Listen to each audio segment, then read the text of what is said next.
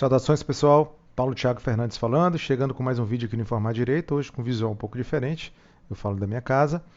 E para abordar uma temática que eu realmente não gostaria de tratar, mas em respeito a todos vocês que seguem o canal, eu acredito que não seria muito elegante deixar de comentar toda essa polêmica, todo esse problema, toda essa crise, né, que está se passando não só o sistema jurídico brasileiro, mas também o sistema político como um todo.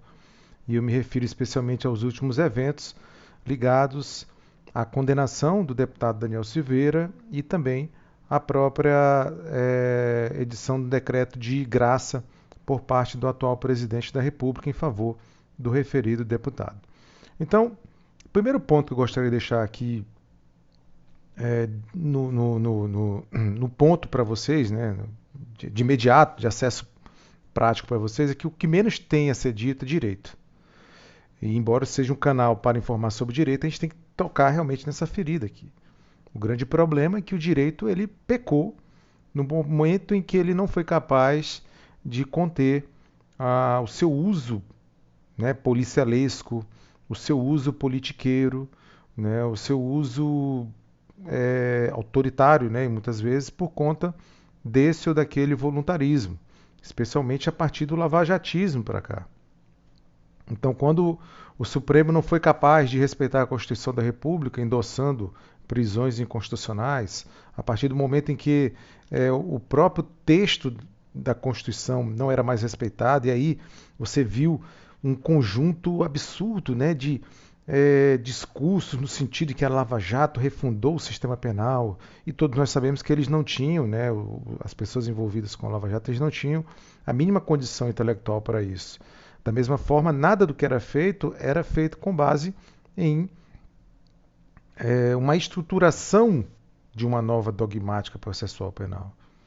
Então começou-se a dar interpretações estúpidas sobre trânsito em julgado, sobre foro por prerrogativa de função e uma série de questões, chegando-se ao ponto de que você não respeitava muitas coisas em que pese já se tivesse algum tipo de caminho de 1988 para cá.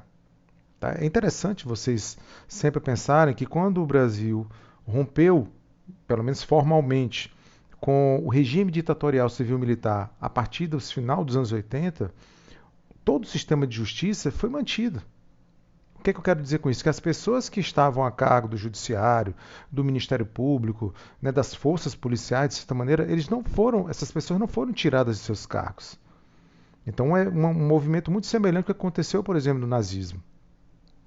Termina a Segunda Guerra e boa parte daquelas pessoas que estavam à frente, né, do sistema judicial nazista foram mantidas em seus cargos.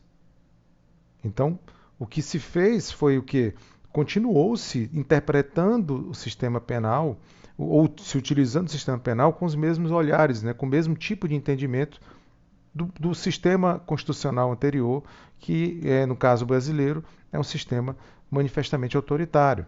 Né? Uma das páginas mais tristes e nefastas da história brasileira. E olha que nós temos muita coisa merecidamente digna de vergonha e de ser apagada da nossa história, tá? No sentido de que não se repita.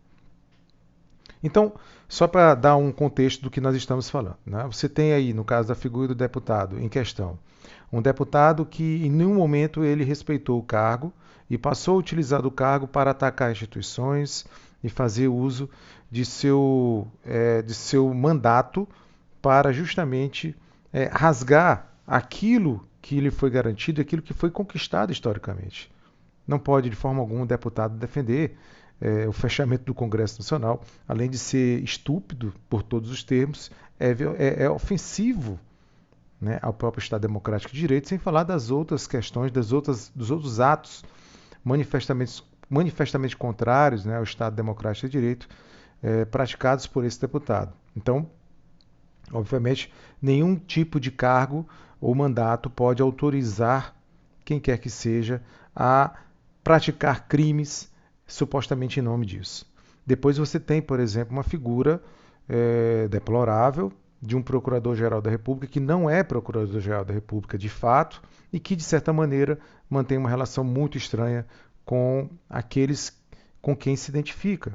E aí deixa de exercer uma função institucional que é fundamental no processo penal para que você possa ter, por exemplo, uma atuação, entre aspas, equilibrada, né, das forças ou dos atores processuais penais. Então, um procurador da República que não faz requisições, um procurador da República que não é membro do Ministério Público de fato, e aí você cria uma nova situação. Diante dessa ausência, né, desse vácuo institucional, o Supremo tentou fazer, às vezes, em algumas situações, nesse particular caso, de integrante do Ministério Público. Então você viu ali atuações de ofício, inquéritos instaurados também sem requisição, a medidas cautelares que foram impostas também sem pedido explícito e uma série de fatores que mostravam, né, justamente uma atuação anômala e também inconstitucional do próprio Supremo Tribunal Federal, o que repercutiu numa condenação. Tá? Para piorar, você tem aí depois um presidente da República que em nenhum momento foi digno do cargo que ocupa e sempre utilizou do seu cargo, especialmente para explorar esse momento, né, esse clima de tensão, de derretimento das instituições da República, e não por acaso, quando você observa justamente a utilização da graça, que é um instituto valiosíssimo de clemência, que tem toda uma relevância para a execução penal, quando bem exercido, você vê justamente uma utilização equivocada, até pela própria exposição dos motivos que você observa isso, né? O próprio presidente da República se utiliza daquele Instituto da Graça como uma espécie de mecanismo de revisão de uma decisão judicial com a qual ele não concorda. E a forma como é feito também deixa entender que não há preocupação nenhuma, inclusive com o próprio deputado, né? Ele não está preocupado com o deputado, mas sim ele precisa do caos, ele precisa dessa bagunça, que justamente serve para que a gente discuta sobre isso e esqueça os problemas de não termos um governo, né, no país, um governo que busque, por exemplo, combater a fome, que busque combater até bem pouco tempo, questões referentes à pandemia, que busque encontrar medidas para que a inflação chegue a valores, a níveis menos absurdos como os até então, e dentre outras questões que nós estamos aí realmente num momento muito delicado. Do ponto de vista de um pesquisador, de um advogado, de um professor e também de um cidadão, eu vejo com muita preocupação tudo isso que estamos vivendo. Não acredito que mesmo que o Supremo Tribunal Federal venha a rever o ato, também tenho dificuldades em achar um argumento jurídico para que possa-se revisar esse ato, até porque a própria jurisprudência do Supremo sobre o assunto era muito claudicante. Você pegar, por exemplo, ainda que sejam questões diferentes, né, o indulto voltado para casos gerais, enquanto que a graça voltada para uma pessoa individualmente considerada, a graça dificilmente ela vai deixar de ser tratada como algo pessoal, porque ela é voltada a uma pessoa. Então é difícil você extrair essa pessoalidade, né, do exercício da graça. Entender que o Supremo possa fazer esse controle dentro de todo esse contexto que eu trouxe aqui para vocês, só vai dar ainda mais munição, talvez, para que se reforce, né, essa imagem do Supremo como vilão para uma determinada seita, né, uma determinada classe ou grupo extremista que politicamente vem se manifestando nos últimos anos. Então, do ponto de vista jurídico, realmente, eu acho que o que menos tenha se dito talvez seja de direito. O direito, quando ele deveria ter contido essas forças punitivas, ele não foi capaz e ele foi utilizado por integrantes, inclusive da atual composição do Supremo Tribunal Federal. Basta ver, por exemplo, o que o ministro Fux fez com o pacote anticrime no que diz respeito ao juiz das garantias. Basta ver o que o ministro Barroso, por exemplo, as decisões do ministro Barroso acerca da decisão da execução provisória da pena e dentre outras situações que nós poderíamos aqui elencar em muitos momentos. Então, realmente, aqui eu teria que trazer mais um desabafo um lamentar da minha parte, enquanto pesquisador, profissional do direito, com tudo isso que está sendo passado, e esperar que se possa encontrar um caminho do equilíbrio e que o Brasil encontre aí, talvez, pelo menos até em outubro, uma saída, né, para todo esse caos e que de fato, né, a população possa ver que realmente qual é o papel de um deputado, qual é o papel de um presidente da República. Será que um presidente da República foi eleito para estimular, para entrar em atrito com outro pilar da República? Será esse o papel de um deputado que é eleito para, por exemplo, tramar contra a própria existência do Congresso Nacional?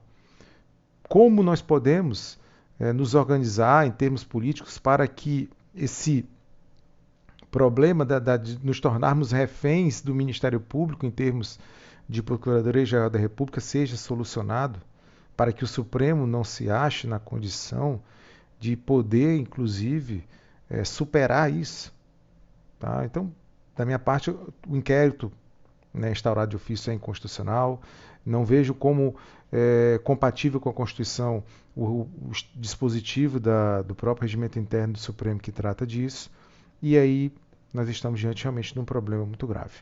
Tá? Então era isso. Nem vou pedir like para vocês, até porque eu acho que espero que semana que vem a gente possa ter coisas melhores para abordar e realmente algo edificante, né? Já que estamos num momento muito complicado.